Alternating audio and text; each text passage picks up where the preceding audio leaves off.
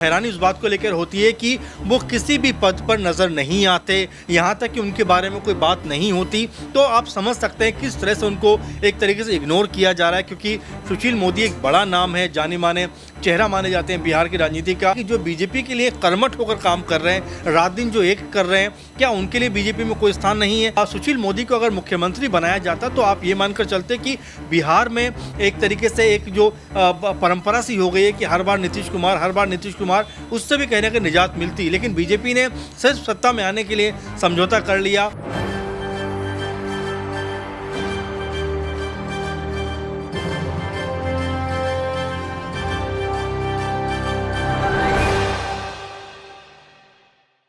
नमस्कार, मैं नाज़मीन खान और आप देख रहे हैं SPN 9 न्यूज़। आप सभी का बहुत बहुत स्वागत है हमारे खास प्रोग्राम चुनावी अखाड़ा 2024 में। देश भर की 56 राज्यसभा सीटें यहां पर खाली हैं और राज्यों की बात करें तो असमंजस की स्थिति में पार्टियां राज्यसभा के चुनाव में फंसती हुई नजर आ रही हैं। कभी मध्य प्रदेश में देखा जाता है तो कभी उत्तर प्रदेश में देखा जाता है, तो अब बिहार में देखा जा रहा है। बिहार में जिस तरीके से भारतीय जनता पार्टी ने राज्यसभा प्रत्याशियों के लिए 2 नाम आगे किए हैं, उसमें कहीं ना कहीं फिर से भारतीय जनता पार्टी फंसती हुई नजर आ रही है।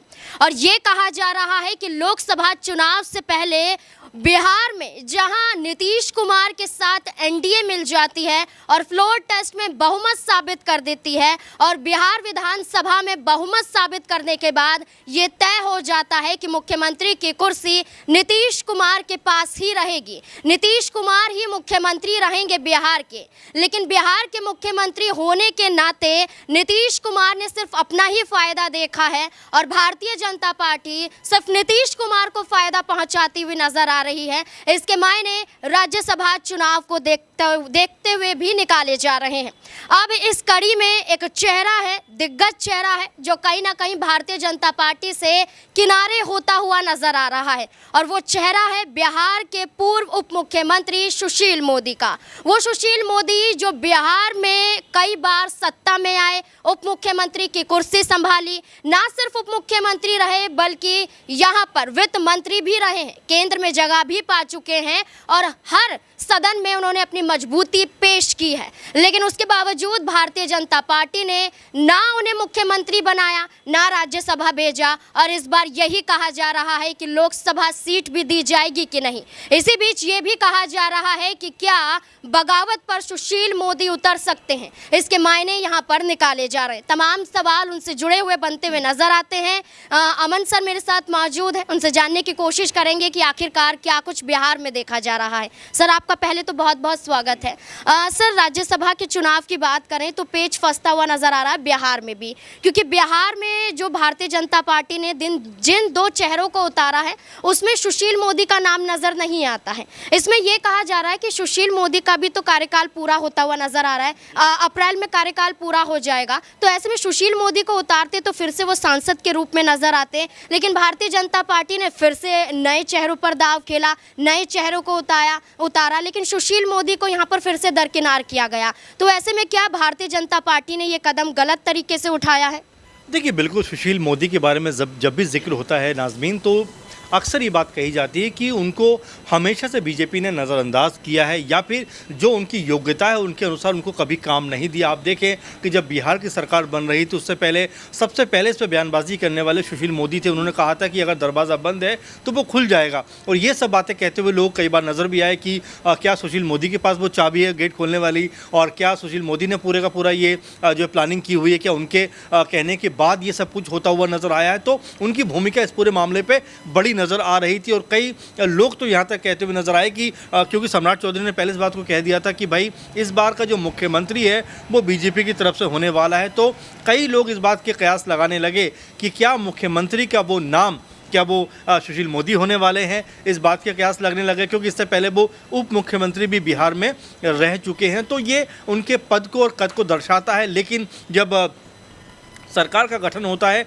तो हैरानी उस बात को लेकर होती है कि वो किसी भी पद पर नज़र नहीं आते, यहाँ तक कि उनके बारे में कोई बात नहीं होती। तो आप समझ सकते हैं किस तरह से उनको एक तरीके से इग्नोर किया जा रहा है, क्योंकि सुशील मोदी एक बड़ा नाम है, जाने माने चेहरा माने जाते हैं बिहार की राजनीति का, लेकिन जिस तरह से उनके साथ में हमेशा से बीजेपी ने ये किया है कि कभी भी उनको जो कह सकते हैं कि प्रथम कह सकते हैं जो सबसे आगे की जो अग्रिम पंक्ति होती है वहाँ पर उनको लेकर कभी खड़े नहीं हुए। और यही वजह है कि इतना सब कुछ होने के बावजूद भी आज तक कभी भी सुशील मोदी ने अपनी जो पार्टी है उसके खिलाफ कोई बदजुबानी नहीं की, कभी भी अपने पार्टी छोड़ने को लेकर बात नहीं की। लेकिन इस बार जैसा कि मैं पहले भी कह रहा हूं कि ऐसा लग रहा था कि जो मुख्यमंत्री है वो बीजेपी खेमे से होने वाला है, और उसमें काफ़ी हद तक ये बात लग रही थी कि वो नाम सुशील मोदी हो सकते हैं। लेकिन अब जिस तरह से राज्यसभा में भी उनका नाम नहीं आया है वो ये बताता है कि क्या वाकई अब बीजेपी ने ठान लिया है कि भाई सुशील मोदी से अब आगे की ओर देखना चाहिए। आप सम्राट चौधरी के बारे में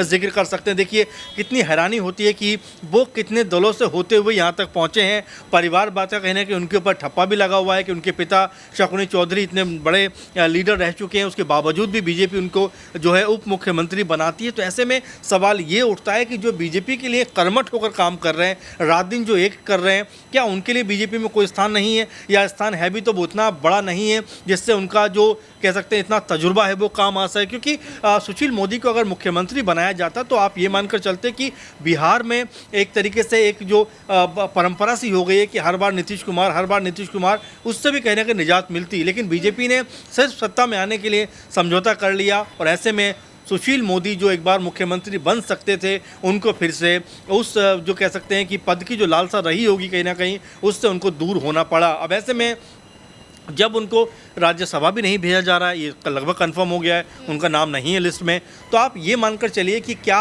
उनको जो है लोकसभा चुनाव से उतारा जाएगा, क्योंकि अभी तक वो राज्यसभा के ही सांसद थे। तो ऐसे में सवाल कई सारे हैं, क्योंकि सुशील मोदी कोई छोटा मोटा नाम नहीं है, या फिर उम्र का हवाला देकर उनको जो है अलग थलग कर दिया जाएगा। क्योंकि सिर्फ सुशील मोदी नहीं, बल्कि आप देखें तो राजनाथ सिंह को लेकर भी बातें चल रही हैं, माले को लेकर भी बातें चल रही हैं, नितिन गडकरी को लेकर बातें चल रही हैं। इसके अलावा तमाम सारे और जो 70-72 या 70 के आसपास के जो लोग हैं उनको लेकर लगातार चर्चा चल रही है कि उनके टिकट कट सकते हैं। तो क्या अब ऐसे में यहाँ पर ये माना जाए नाज़मीन की जो सुशील मोदी हैं उनकी राजनीति जो है वो यहाँ पर फुल स्टॉप होती हुई नजर आती है? देखिए बिल्कुल यहाँ पर, क्योंकि जब भारतीय जनता पार्टी की बात करें 5 राज्यों में चुनाव हुए तो एक नारा देखा गया कि सीएम चेहरे पर चुनाव नहीं लड़ा जाएगा, पीएम चेहरे को आगे किया जाएगा। अब लोकसभा चुनाव आ गया है तो भारतीय जनता पार्टी का एक नया नारा देखने को मिलता है कि 70 पार के लोगों को लोकसभा चुनाव में नहीं उतारा जाएगा। तो वहीं सुशील मोदी खुद 73 साल के हैं, तो ऐसे में यही कहा जा रहा है कि सुशील मोदी भी लोकसभा चुनाव से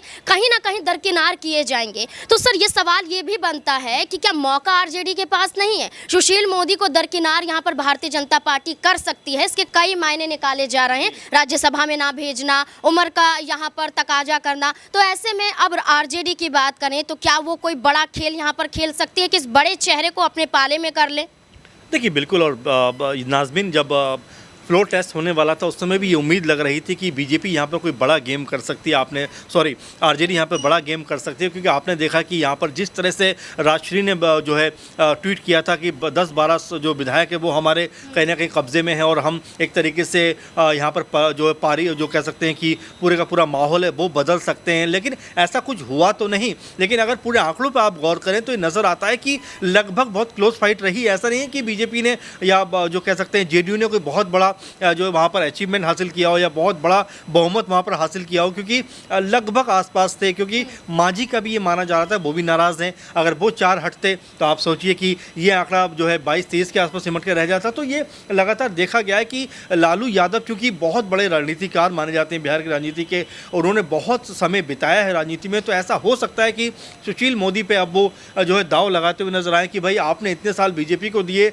आपका कुछ भला तो हो नहीं पाया, चलिए आप हमारे साथ चलिए, हम आपको जो है बेहतर पद और बेहतर कद के साथ में आपको नवाजते हुए नजर आएंगे। तो देखिए राजनीति में जो नाज़मीन में कुछ भी हो सकता है, किसी भी तरह की चीज़ें जो है मुमकिन है। क्योंकि जब कमलनाथ इतने ज़माने के बाद जो है बीजेपी की तरफ रुख कर सकते हैं, गुलाम नबी आज़ाद दामन छोड़ सकते हैं, अमरिंदर सिंह छोड़ सकते हैं, तो कुछ भी हो सकता है। क्योंकि राजनीति अब जो विचारधाराओं की है वो तो रही नहीं, राजनीति अब पूरी तरह से मौका परस्ती की बात होकर रह गई। जहाँ भी आपको फ़ायदा दिखाई देता है आप तुरंत वहाँ पर मूव कर जाते हो। और इसीलिए ये कहा जा रहा है कि जो दिग्गज लोग हैं उनके ऊपर भी अब जो बाकी दल हैं उनकी नज़रें लगातार बनी हुई हैं। क्योंकि शिवराज सिंह चौहान को आप देखिए, लगातार उन्होंने पार्टी को मजबूत किया मध्य प्रदेश में, लेकिन अब उनका हाशर क्या हुआ, उनको बीजेपी ने हाशिए पर लाकर रख दिया। और जो वसुंधरा राजे का आप देखिए राजस्थान में, तो ये कई बड़े बड़े चेहरे ऐसे बीजेपी के अंदर जिन्होंने पार्टी के लिए बहुत बड़ा काम किया, लेकिन जब ऐन वक्त आया, जब उनको सही समय पर लाभ लेने का मौका आया, उस समय पार्टी ने उनको दरकिनार कर दिया। तो क्या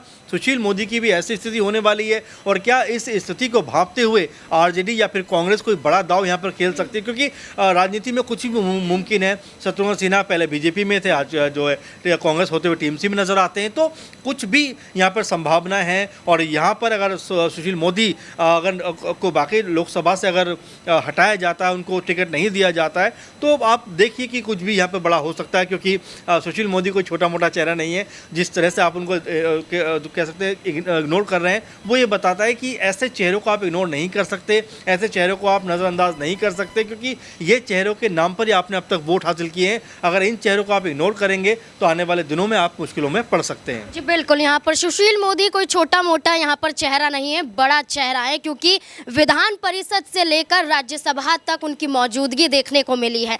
अब बिहार की बात करें तो लोकसभा चुनाव ही नहीं बल्कि 2025 में विधानसभा चुनाव फिर से आने वाले हैं। तो अब यही देखना होगा कि आरजेडी को क्या इसी बात का इंतजार है कि भारतीय जनता पार्टी और जेडीयू ने तो खेल कर दिया, लेकिन हम भी खेल बिगाड़ सकते हैं। आपको क्या लगता है कमेंट बॉक्स में ज़रूर बताएं। देखते रहे SPN9 न्यूज़। धन्यवाद।